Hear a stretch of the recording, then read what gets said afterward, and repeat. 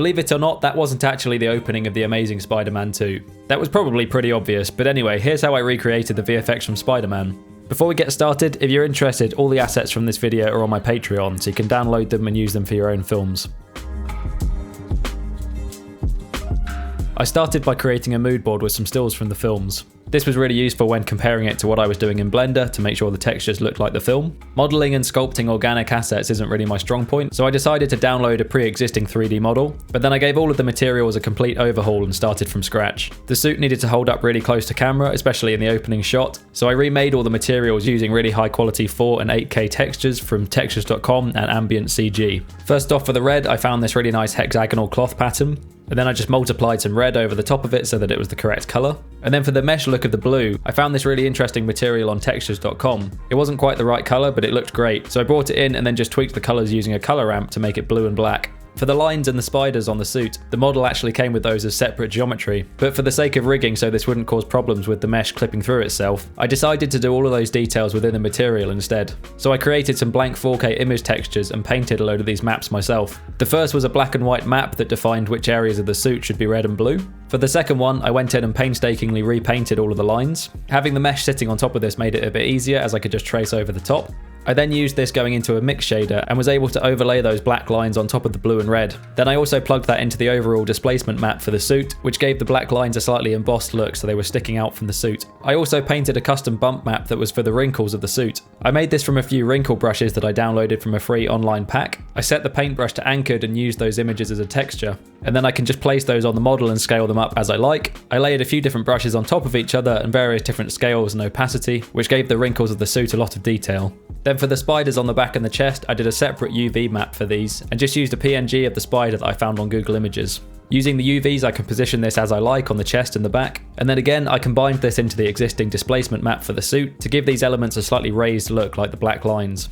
I also multiplied some subtle noise through the black lines of the spiders just so that it would break up the surface slightly. For the soles of the feet on the suit, I unwrapped them and then applied an image texture of a sole of a shoe that I found online. I warped the UV slightly with proportional editing until the image texture fit the bottom of the suit better. Then I used a colour ramp to make it a darker black colour, and then also generated a bump map from the same image just to make it look slightly more 3D. At this point the suit was looking really good, but it's currently pristine and doesn't have any damage or anything. First of all, I overlaid some subtle scratch textures. I used a colour ramp to crunch up this image quite a lot, so it got rid of all the small scratches and just left a few big ones. Again, I used this going into the displacement map, and I also screened it over the base colour image slightly, just so the suit is slightly discoloured in the areas where the scratches are. Then I also multiplied a grunge texture very subtly over the top of the red and the blue. This just adds a little bit of breakup to the bold areas of colour. I turned the mix down pretty far so you don't see it very much, but it just makes it look like some areas of the suit have a bit of dirt on them, and it breaks it up nicely.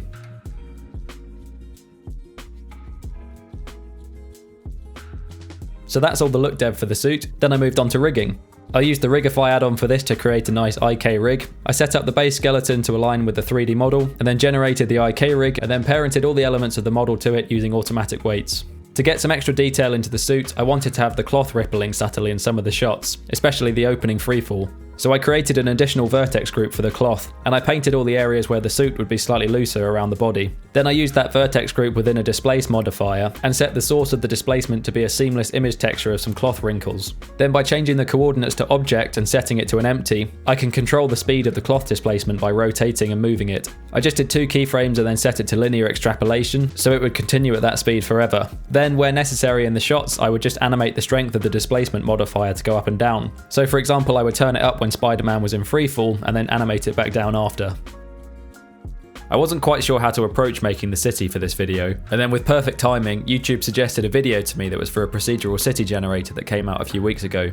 I was really blown away by the quality, so I reached out to the creator. His name is Andreas Durr, hopefully I pronounced that correctly, also known as Cinematic Cookie on YouTube, and asked if he would be interested in giving me a license for this video. He kindly agreed, and so all of the buildings in this video were made using his city generator. It's completely procedural and has an enormous amount of control over all aspects of the buildings and the street assets. There are sliders for pretty much everything you could think of, from the building height, size and scale, changing the density of the assets on the roof, the size of the buildings relative to the street, density of the street assets and things like trees and lampposts. The number of parked and moving cars are completely customizable. It also has settings for daytime and nighttime. It's honestly fantastic. So I used this to create all the foreground buildings close to camera.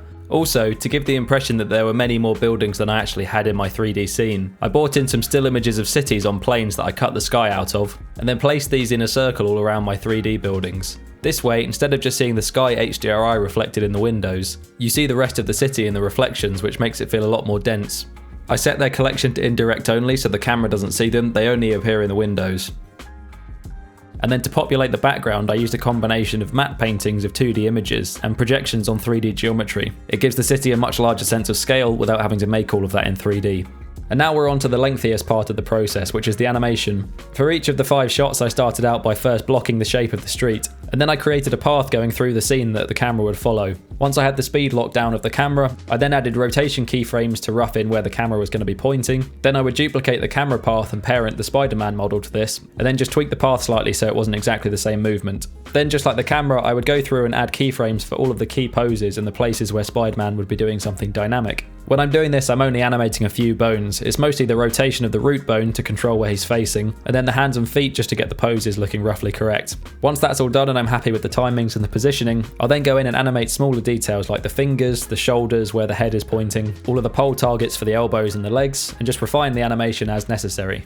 At various stages throughout the animation process, I'll do a viewport render. I find this really important because the playback in Blender might not be totally real time. So doing a quick black and white viewport render allows me to see the scene in real time and make sure the animation speed is correct and nothing's looking too jerky or moving unnaturally.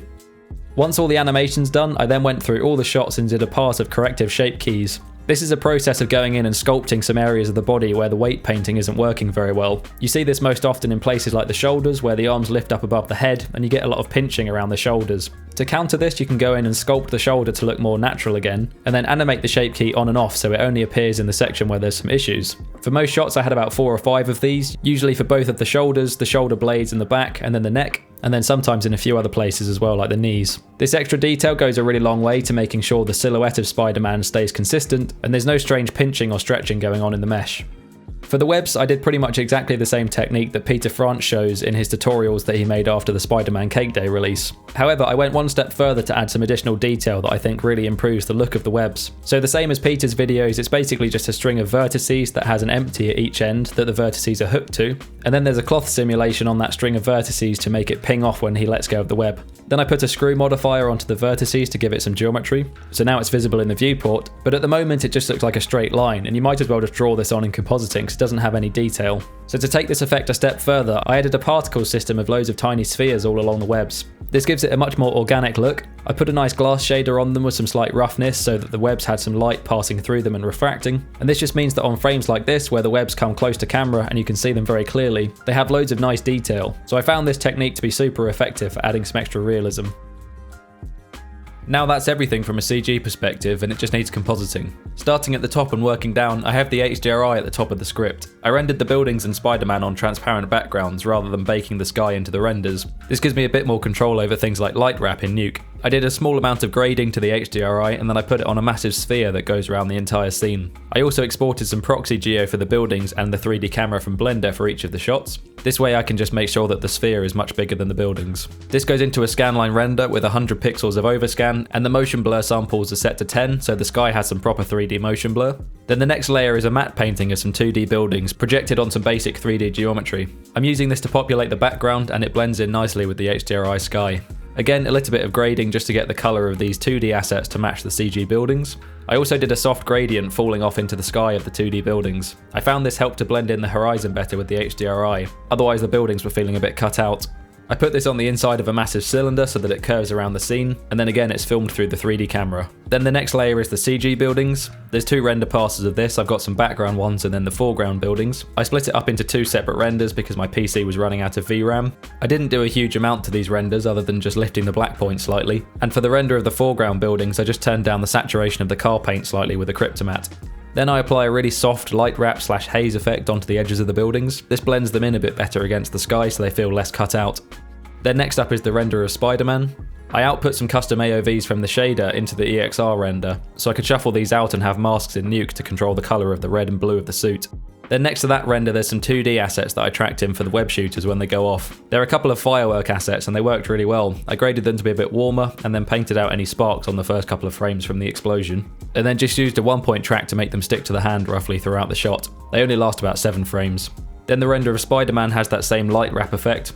And then at the bottom of all of the scripts I had the same setup here, which is applying some lens artifacts to the shots. The first node is a bit of camera shake. I animated the amplitude and the frequency throughout the shot to go up and down, so it's not just generic camera shake over the whole thing, it's animated to actually react so the camera wobbles more when Spider-Man swings past or the helicopter goes past in the last shot.